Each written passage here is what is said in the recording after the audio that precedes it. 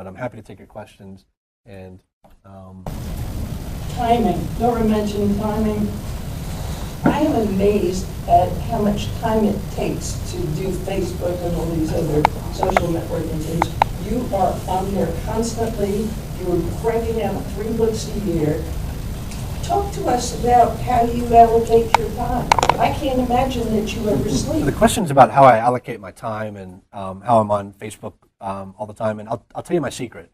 My secret, and this has been true my entire life, not having a social life helps tremendously. Even when I was in college, I hung out with a college professor, a math teacher. That was my social network. We played chess. If my friends drug me out to a bar, I carried a book with me so I wasn't bored, and I would sit in the corner and read a book. Invariably, all the women would come up and say, "What are you reading?" Because they had an in, and I would be like, "I'm really not doing this to pick anyone up. Can you just please let me? I'm in a really good chapter here." And then my friends started carrying novels to the bar, and they're like, "How does this work?" But not having a social life is really important. But yeah, you have to enjoy it. None of it feels like work to me. When I get on social media, it's not to. You never see me on there saying, "Buy my work. My book is great. You should buy my book." I'm talking to people who've already read it. I'm not going to make a sale. I'm hanging out with friends, and that's the wonder of social media. Anyone can tweet. Any celebrity. They might not respond, but we might ignore our spouses in real life. So there's not a guarantee anyway. So I spend a lot of time doing those things because I enjoy it. It's my only socialization. I do all my writing in the morning, and then I want to talk to people. In the bookstore, coming to meetings like this was great for that, but I don't have that anymore. And now Facebook and things like that are my way of connecting with people. And the only thing I really have going on in my life, I'm just so devoted to reading and writing that's what I end up talking about, and the peer group that I have. The question is about what companies I use in my self-publishing. I've used several, and when I started printing, I used Lightning Source, which is owned by Ingram, and they're great for expanded distribution. You can get into bookstores and libraries. And what I quickly learned was that no bookstore, no library wanted my book, so that distribution didn't do me a thing. By the time they would have wanted me in there, I could have been with a publisher if I wanted. So I discovered CreateSpace by doing NaNoWriMo, and they gave me a coupon for a free proof copy. And it was a book I wrote in a month, and it was called The Hurricane, and I sent it out there and came back with an equally beautiful. These books I'm passing around, this Molly Fide book. This was a print-on-demand book. This goes through a machine, looks like a copy machine, and it glues the spine on it. These things hold up great. It looks professional. You can't believe this isn't from a small press or even a major publisher. This is CreateSpace. CreateSpace is owned by Amazon. It started as BookSurge, and Amazon bought them out. And the advantage I found with CreateSpace is the only distribution that mattered, that the thing that's changed my life is Amazon. And I know as a bookseller and someone who loves bookstores, people think they're evil, but I've only seen it be great for readers who can afford more books, access more books, and for writers who can sell more books. They've done amazing things for literature. I've seen roadblocks everywhere in this ride around Lee's army, except Amazon, who's like, "Come this way, try this. Here's a fresh horse. We'll give you a boost. Here, can we brush it? Can we take care of you?" And so, what I use now to answer your question in a roundabout way, I use kind of the trifecta of Amazon tools. KDP, Kindle Direct Publishing, is their ebook tool. It's free. You just sign up an account, you write a book, you can take a Word document, press a button, put some cover art on it. You can even find generators to do that, and your book's available. Now, getting anyone to actually read it is the tricky part, but that's one part of the problem of publishing is solved. It's free. The second was the print, which is CreateSpace, which is also free. You can just create an account, upload 2 PDFs, one for the cover, one for the interior, and then you have a book sent to you. If you buy these wholesale, it's probably $6, maybe $1 each in shipping. So you can price these reasonably. This is $14.95 for a 500-page novel. As most of you know, when you might see with a self-published book in the old days when you had to print a lot of them, a paperback like this might be $30 because that's the economies of scale. CreateSpace only prints them as people order them. So there's not extra books sitting out there unless you get a lot of demand, but someone orders your book, they can print it in a day and ship it off to For audiobooks, I use ACX, which is also owned by Amazon, and they all connect very well together. And you can actually upload your manuscript and people audition to read your book, and they do all the audio. You provided the manuscript, and you split the profits 50-50. And you don't pay a dime to have an audiobook produced.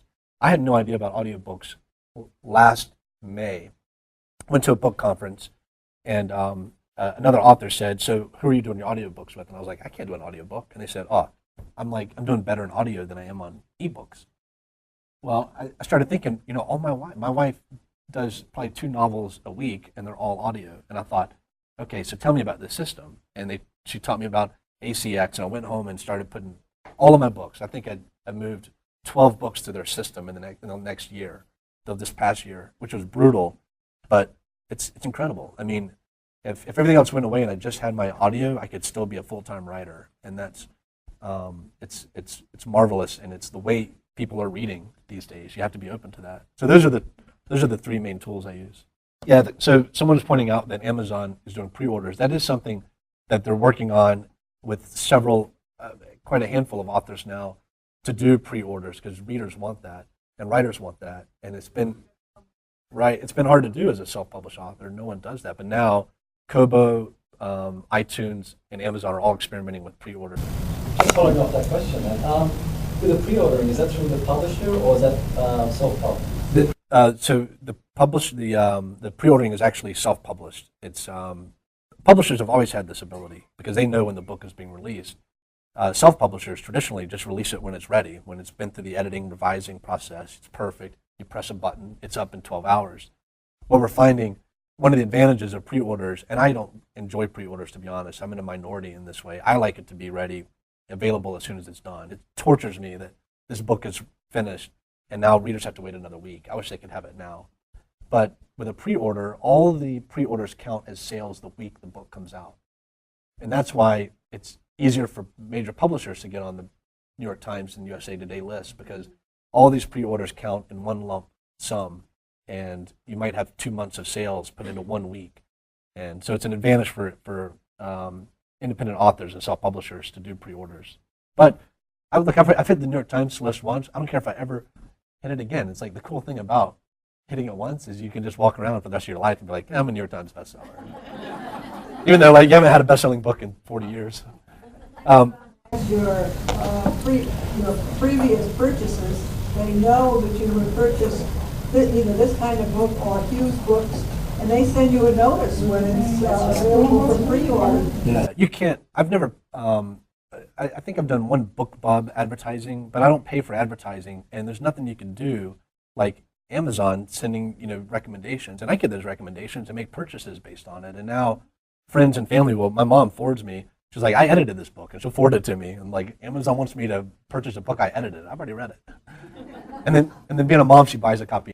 So the question is, she has the person asking the question has a friend who has a wonderful book and is living on very little means, and how can they self-publish? I don't know that everyone has the the mania that it requires to do it all yourself, which is what I have. You don't have to spend a penny to self-publish. The quality will go up the more you spend. The covers that I did myself, I took a picture of like my wife's hand and her feet and stuff, and made these mollified covers. I was proud of them, but yeah, like this is awful, right? You can tell that this is a self-published book, that I made this cover myself. It's even got me and my wife on the cover, and it's a planet that I made in Photoshop, and I picked out all the text. I do have a blurb from Douglas Preston up here, which is kind of cool, but anybody can write that, Like, I was going to either do Douglas Preston or Anne Rice. I went with Douglas. So are they willing to make their own cover art? If so, it's free if you do it all yourself on the computer. If you don't, and you come to the library. I know people who don't have an Apple, in order to publish on iTunes, they go to a library. If your friend is technically challenged, she needs to make some friends, because then you... Oh, well, there you go. Well, best of luck. If the story has captured your attention, that means it's going to capture other people's, and hopefully it'll take off. Yeah. Just a brief thing about people who are doing well with self-publishing. I wrote a piece for Salon about what I see from all the people that I interact with at conferences and online. The real success story about self-publishing are the people you never heard of, who are quitting their day jobs, getting out of debt, putting their kids through college on their sales. And there are thousands and thousands of people who would never have gotten out of the slush pile before. It's not like they had a choice between the publishing or self-publishing. This was what they were going to have to do, and now they're making enough to change their lives. And the fact that we don't know all their names, I think, is awesome. It's this mid-list. The people who read their works, of course, know them and love them, and they want every book they write. And these are voices that would not have had a chance otherwise. I liken it to the internet. Anyone can make a web page. Anyone can make a blog. It doesn't guarantee you an audience. It doesn't guarantee you that anyone's going to read it. But what's really leveling the field is that it's available for anyone to do. And now it's books. Is anybody? There's always people who are like slow to raise their hand. I want to give them an opportunity. Oh, I'm sorry. Yeah, it's a great question. So it's several questions. The first one is about why I chose Kristen, because you don't say no to Kristen Nelson. That's what I learned, and that's why she's doing so well with publishers and does so well in this industry. She said, I said, I'm not sure about this. She said, let's Skype and talk about it, and that was it. Once we got face to face, she talked sense into me, and she's been talking sense into me for a year and a half. She's one of the best in the industry, and now everyone wants to be with her. The second point was what Random House UK does. I wasn't going to be able to promote myself or really penetrate the UK market. So it made sense. Signing with Random House UK was like signing with another foreign publisher, except they're in my language. So here's a chance to work with their editors, to be able to read the book they produce. And so I just saw it as expanding my reach. What I soon came to feel was that this was my publisher. Even though I'm with Simon & Schuster here in the US, and I love them, and I would love to work with Simon & Schuster on future stuff, Random House really became my family because they were there first and believed in me and put a lot of energy and effort into this work. The other question is about dystopias. Why are they popular now? I feel like dystopias probably have always been popular to a great degree. We're just more sensitive to them now. You can go back to Revelations and before that, there were people in Plato and Aristotle's time saying like the world has never been so bad as this. There's a quote that I used one time at a panel about dystopias, and it was like during Cicero's time, and he says something about like kids are disobeying their parents, and he names all these things that sound like it's someone talking today. And one of the things in there, incidentally, is and everyone thinks they can write a book. And he said that over 2,000 years ago, and he said, surely the end times are near, basically. And people, it's our day-to-day fears on a global scale, and I think it's been around always. I think when we are trying to be entertained, the more catastrophic, the more danger our protagonists can be in, the higher the stakes, the more tension, the better the story often. And I think what popular culture is doing is taking fears that have always been latent and expanding on them. But growing up, I read Lucifer's Hammer and great book.